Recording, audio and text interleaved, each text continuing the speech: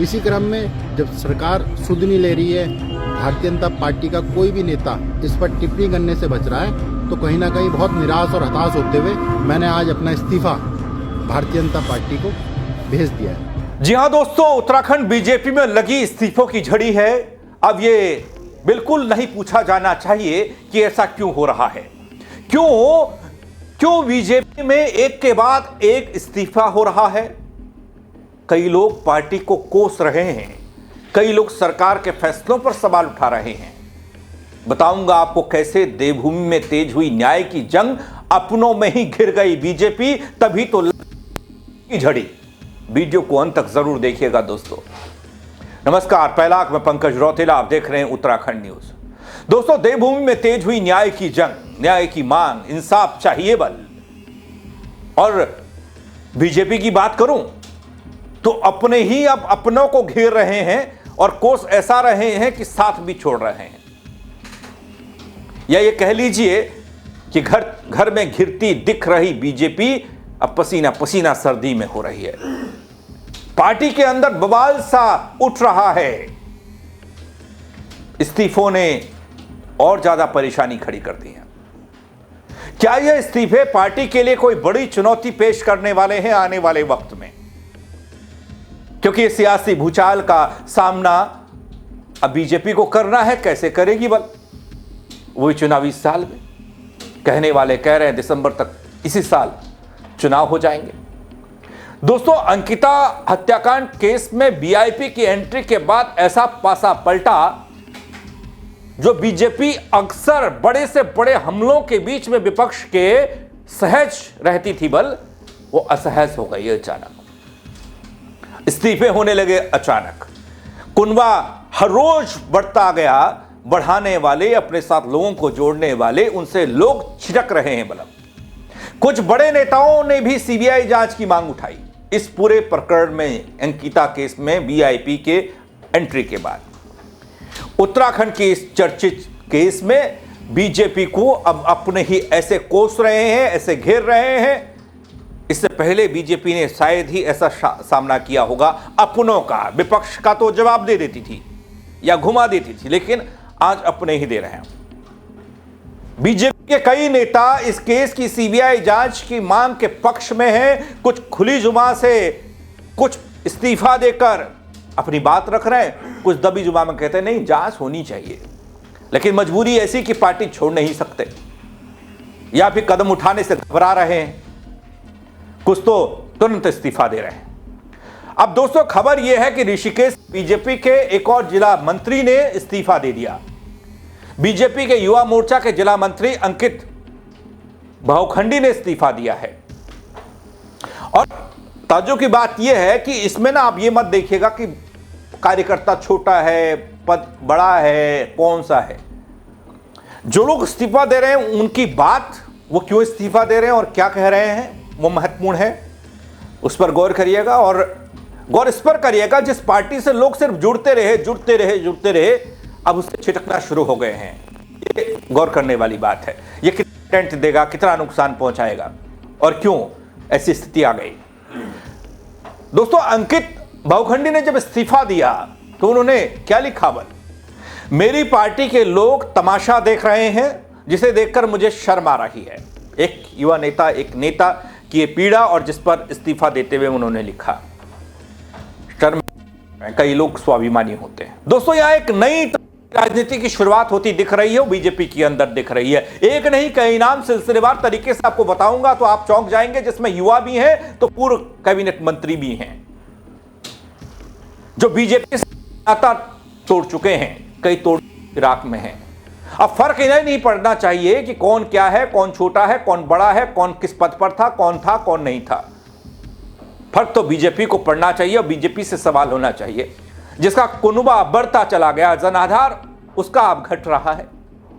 अंकिता भंडारी की 2022 में मौत हुई थी, हत्याकांड सामने आया था, जिसने तब से लेकर अब तक कई सवालों से पर्दा उठा ही नहीं या उठाने ही नहीं दिया गया। ऋषिकेश के जिस होटल में वो रिसेप्शनिस्ट का काम करती थी, वहां जहां एक कांड हुआ, वहीं के एक बीजेपी के पदाधिकारी ने इस्तीफा दे दिया। तब दिया जब सोशल मीडिया पर कथित ऑडियो वीडियो की भरमार है, हम सबने देखा, वीआईपी के शामिल होने का आरोप लगा। अब बीजेपी के ही निशाने पर कैसे आ गई?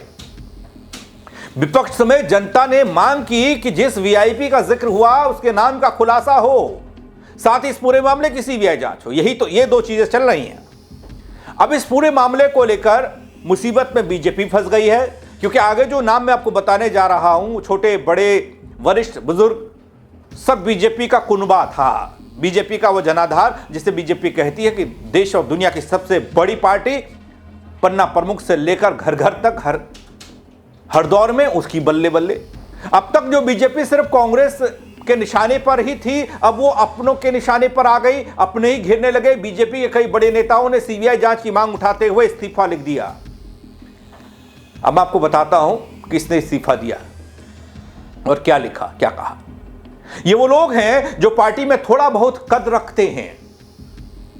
वैसे भरमार है ऐसे लोगों की जो बीजेपी से अलग हो रहे हैं। जैसे मैंने ऋषिकेश के बीजेपी युवा मोर्चा के जिला मंत्री अंकित भवखंडी का जिक्र किया, पद से इस्तीफा दिया।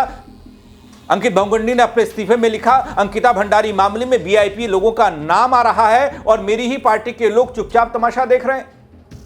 यह सब देखकर मुझे शर्म आ रही है। मैं किस दल से जुड़ा हुआ हूं, उन्होंने लिखा। इतना ही नहीं, मैं बीजेपी से 7 साल से जुड़ा हूं, लेकिन मैं देख रहा हूं कि बीजेपी के नेता और कार्यकर्ता बहन अंकिता भंडारी के मामले में मौन है। साथियों नमस्कार, मेरा नाम अंकित भवखंडी है। मैं जिला मंत्री भारतीय जनता युवा मोर्चा जिला ऋषिकेश से हूँ और काफ़ी समय से बहन अंकिता भंडारी को न्याय दिलाने के लिए सरकार से सीबीआई जांच की मांग कर रहा हूँ। इससे पहले जब उर्मिला सोनावत द्वारा वीआईपी के नाम का जिक्र हुआ था, तब मैंने पुतला दहन भी किया था। उससे पहले भी मैं कई बार धरनों में बैठा हूँ अपनी ही सरकार के खिलाफ कि अंकिता भंडारी को सीबीआई जांच की हम मांग कर रहे हैं अंकिता भंडारी बहन के लिए। इसी क्रम में जब सरकार सुध नहीं ले रही है, भारतीय जनता पार्टी का कोई भी नेता इस पर टिप्पणी करने से बच रहा है, तो कहीं ना कहीं बहुत निराश और हताश होते हुए मैंने आज अपना इस्तीफ़ा भारतीय जनता पार्टी को भेज दिया है।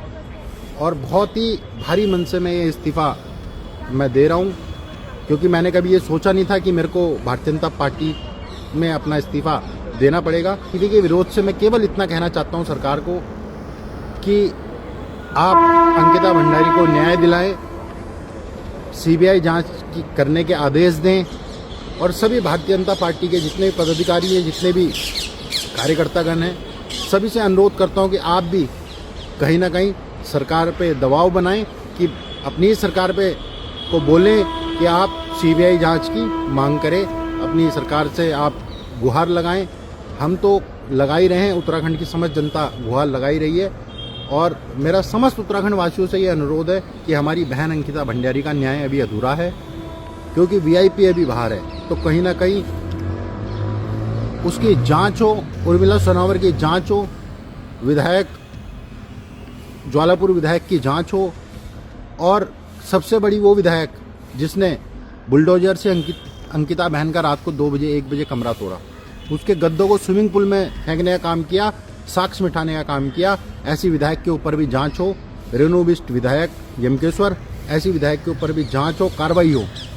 और जिस भी प्रकार से जिन भी वीआईपीओ का नाम आ रहा है, मेरा सरकार से अनुरोध हो कि सीबीआई जांच के आदेश देकर ऐसे दरिंदों को सीधा फांसी तक की सज़ा सीबीआई अपनी पैरवी में ऐसा करे कि सीधा फांसी तक की सज़ा हो।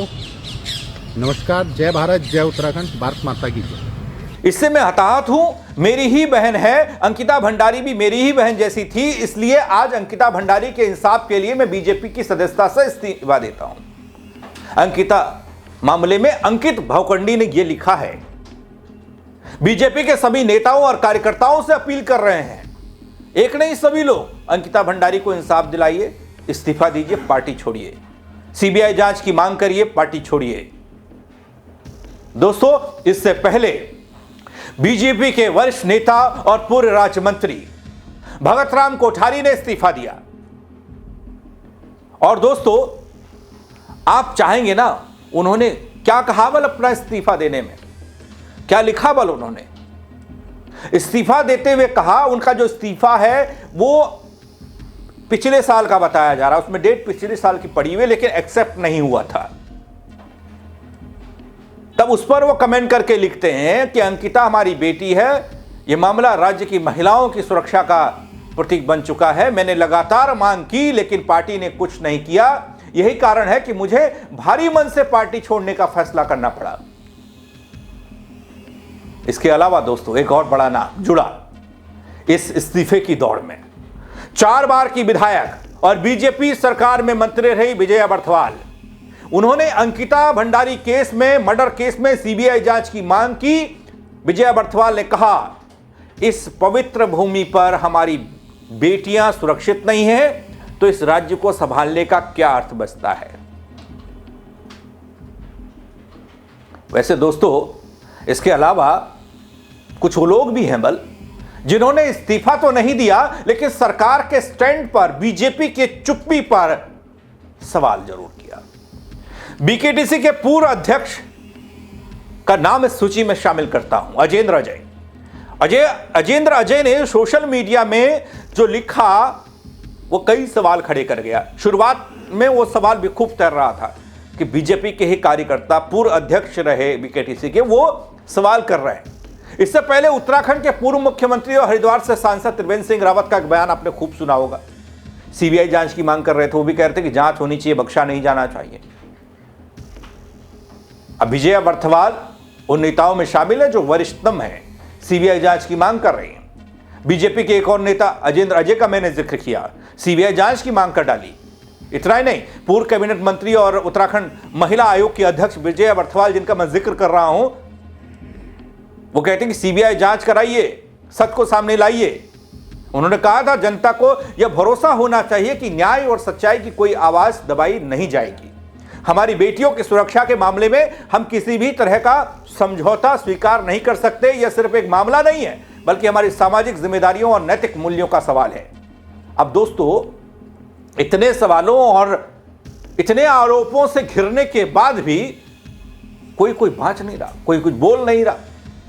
सवालों के शोर में जांच कहां गुम हो गई कोई नहीं जानता। लेकिन परिणाम क्या होगा इन सवालों का, इस शोर का, ये सब जानते हैं। क्या आप जानते हैं? तो आप कमेंट करके बताइएगा, खबर को शेयर करिएगा, आगे क्या होने वाला है क्योंकि खबर तो यह भी आ रही कि नए साल में बीजेपी के संगठन में ही बहुत कुछ बदलने वाला है।